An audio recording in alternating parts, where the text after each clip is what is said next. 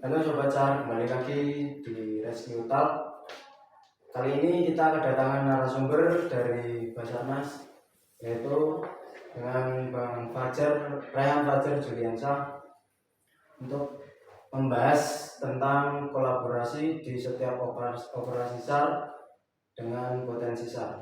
Kali ini langsung saja kita tanyakan tentang kolaborasi dengan potensi dalam operasi SAR dengan narasumbernya langsung. Halo, selamat siang Bang. Selamat siang ya. Ya. Saya kira pagi, tapi kan semuanya harus pagi. Ya. Langsung saja kita ke pertanyaan pertama ya. Ya. Gimana? Dalam operasi SAR kan harusnya tentunya kita harus berkolaborasi bersama dengan potensi. Nah, untuk pertanyaan pertama itu, apa yang harus kita lakukan sebagai anggota Basarnas saat pertama operasi SAR namun belum pernah berkolaborasi dengan potensi? Gimana caranya berkolaborasi dengan potensi ya? Potensi saat baru pertama kali masuk Basarnas. Ya, kan berhubungan dengan potensi ya. Oke. Pertama kali saya berkolaborasi otomatis saya harus menyesuaikan dengan lingkungan yang ada, karena saya kan juga pendatang di sini. Saya aslinya Surabaya, di sini kan Cilacap, otomatis kan saya harus menyesuaikan budaya di sini.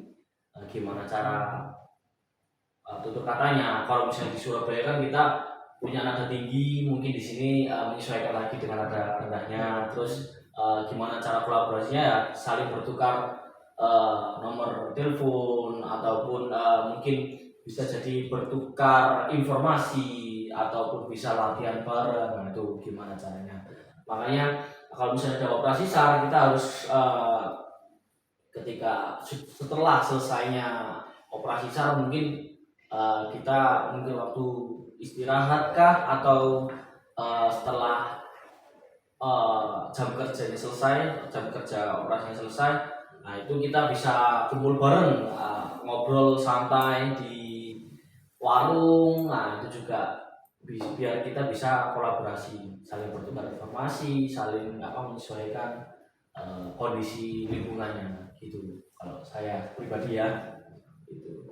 Jadi gitu ya Sobat Car, untuk anggota Basarnas yang baru pertama kali masuk, pada saat pertama kali operasi itu harus membangun komunikasi dengan potensi, dengan komunikasi baik. Kita seperti ngobrol bersama setelah operasi, ngopi juga.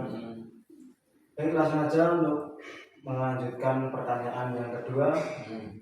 Jadi Sobat Car pastinya kan belum tahu nih seperti apa mekanismenya pada saat operasi di lapangan. Nah, untuk pertanyaan kedua ini saya mau menanyakan ke narasumbernya, seperti apa sih mekanik koordinasi saat operasi SAR berlangsung sesama potensi maupun internal Basarnas itu sendiri pada saat operasi? Oke.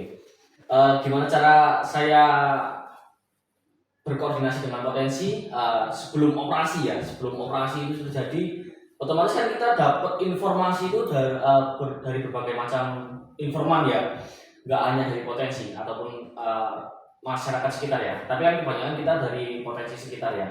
Bisa jadi dari instansi pemerintah, daerah, stakeholder terkait, dan sebagainya ya. Nah, untuk kantor SAR Cilacap sendiri kan kepala kantor saat ini yaitu Bapak Dr. Muhammad Abdullah SH, itu kan membangun namanya tim aksi cepat. Nah, tim aksi cepat itu sendiri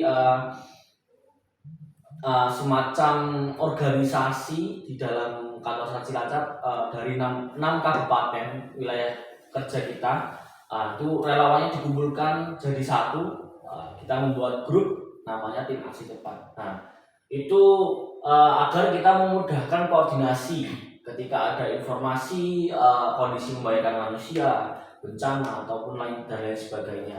Nah, di sana mempermudah kita sebagai rescuer ataupun ya semuanya ini ya dalam menjalin informasi kondisi tersebut ya. Nah, terus ketika setelah dinyatakan A1 kita berangkat di sana. Nah, walaupun kita sudah berangkat, nah kan jarak dari kantor ke daerah musibah itu sendiri kan kadang kan memerlukan waktu yang cukup panjang ya. Jadi uh, kemungkinan bisa diatasi oleh potensi sekitar, misalnya dari damkar lah apalah. Nah kalau misalnya ada sudah ketemunya, nah itu kan juga jadi satu. Jadi informasi tersebut tersampaikan secara cepat di tim aksi cepat itu sendiri.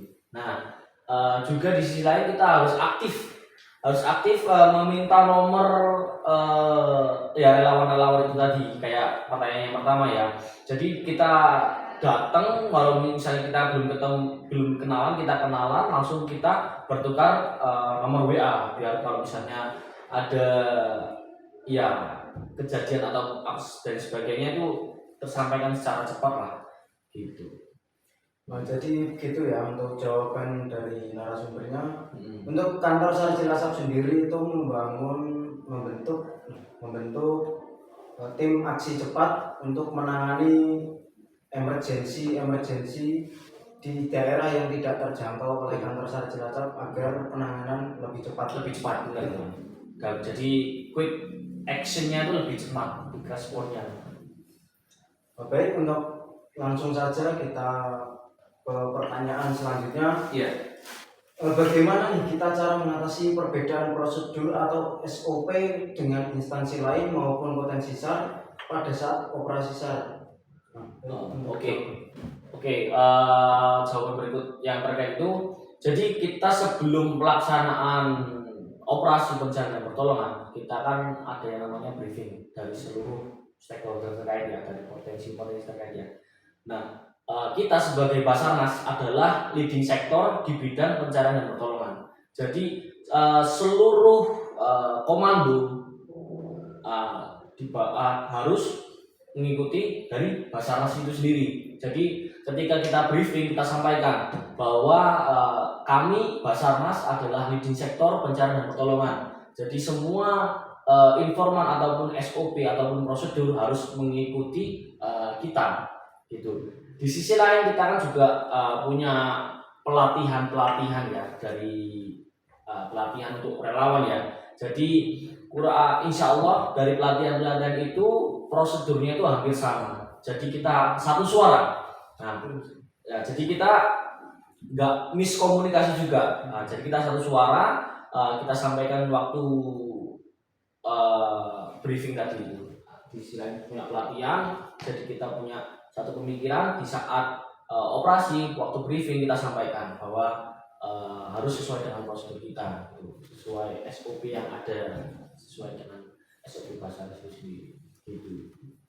Ya sih. Jadi begitu ya sebenarnya untuk mengatasi perbedaan prosedur atau SOP pada saat operasi.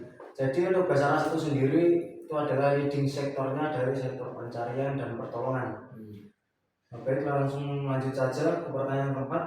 Sejauh mana sih masyarakat atau relawan dalam artian potensi SAR dapat ikut berkolaborasi dalam setiap operasi SAR? Nah, operasi SAR itu sendiri kita menanyakan di saat operasi di perairan saja.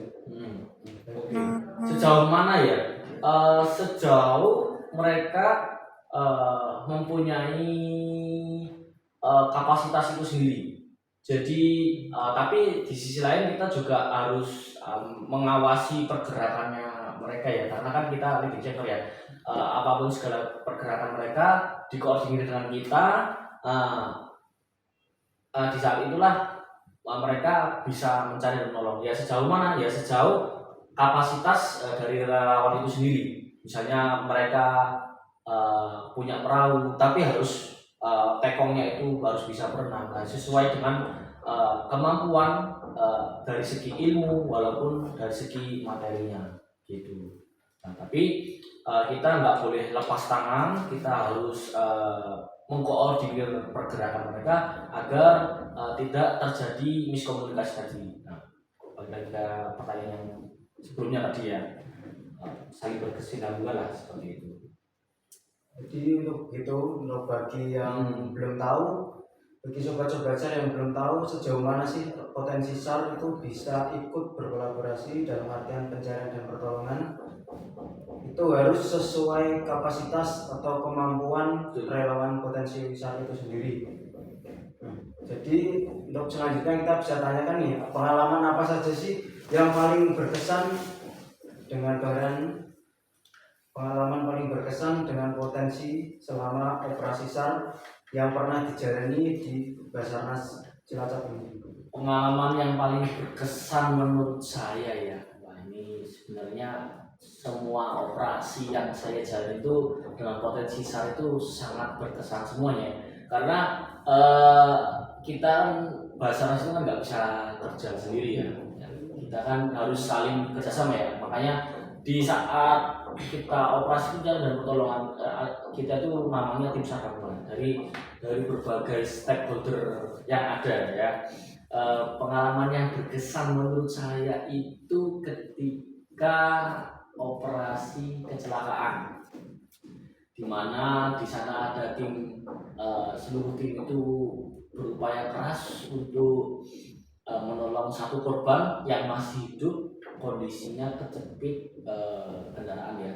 Jadi waktu itu kecelakaan truk di mana korban masih hidup, korbannya kecepit. Nah di situ semuanya mengerahkan tenaganya masing-masing. Nah dari situ berkesannya dari mana? Karena kita tim SAR gabungan dari berbagai macam instansi dan pemerintah ya, walaupun relawan organisasi ya, itu dari tim kerjasama itulah korban bisa dievakuasi dalam kondisi masih selamat. Nah itu yang paling berkesan menurut saya, karena korbannya itu dapat dievakuasi dengan kondisi selamat, dan itu semua tidak bisa kita jalani sendiri, kita juga butuh dari tim SAR gabungan sendiri. Nah, jadi untuk pengalaman dari narasumbernya yaitu Bang Rian Fajar Juliansyah, dari pengalaman itu sendiri kita dapat mengambil kesimpulan bahwasanya dari Basarnas itu, dari anggotanya sendiri sangat berkesan. Yang paling berkesan itu adalah menyelamatkan orang yang masih bisa selamat dan lainnya itu jadi korbannya. Yang paling utama, Ya. yang paling utama itu kita Basarnas nggak bisa kerja sendiri. Ini gitu. Kita memerlukan tim SAR gabungan itu sendiri dari berbagai instansi, relawan, organisasi, baik organisasi dari sekolah, organisasi dari masyarakat itu sendiri. Oke Sobat SAR, jadi hari ini kita sudah ngobrol tentang nilai-nilai berakhlak, yaitu kolaborasi yang di lingkup Basarnas itu sendiri. Kolaborasi itu bisa dengan potensi SAR maupun relawan-relawan lainnya. Jadi cukup sudah untuk podcast yang kita lakukan hari ini. Sampai jumpa di Rescue Talk selanjutnya. Assalamualaikum warahmatullahi wabarakatuh.